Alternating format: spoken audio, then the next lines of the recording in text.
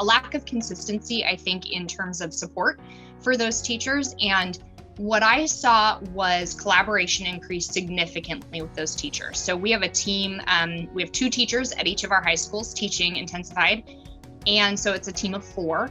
And the number of times I just have emails bouncing back and forth between them of, hey, I'm working on this thing and I need some support here. Or, hey guys, I created an assessment for this, or I, put this activity together to kind of support this piece that we're seeing, some unfinished learning in, and have thrown it out there. So there's increased collaboration generally among the 4 of them that looks different from the collaboration that I see in our larger math team, if that makes sense.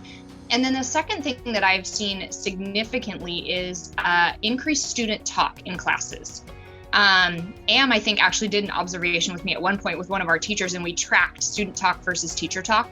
And we knew it was going to be good because of who this teacher is, but we were floored by the amount of student talk that was happening. And it was authentic and it was math focused. So that was really powerful. The other thing I would say that's been a current impact is when we transitioned last year about this time and had to go into distance learning. We had very low engagement of students generally. The place where we had 100% engagement all the time in everything we were trying to do, even just check-ins and all of that stuff, were in our intensified algebra classes. Those students, because they had built this culture with their teachers and their peers, continued to stay connected. And I think we've seen a different impact even this year.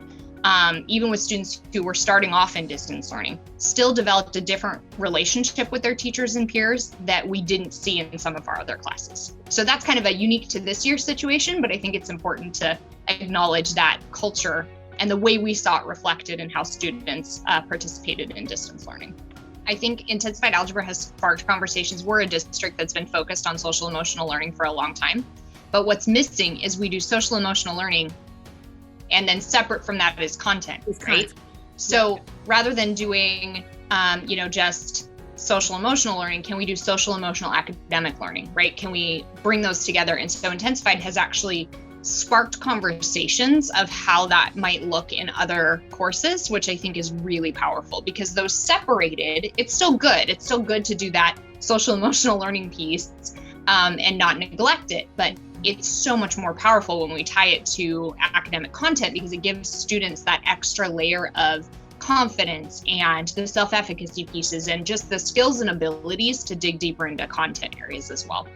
We really focused on not on the students, but on the teachers. And it's not about, a curriculum that fixes something that's wrong with students in terms of how it's not about that at all. And I think that's really important. It's about the adults and the practices that we need to change to better serve students more equitably.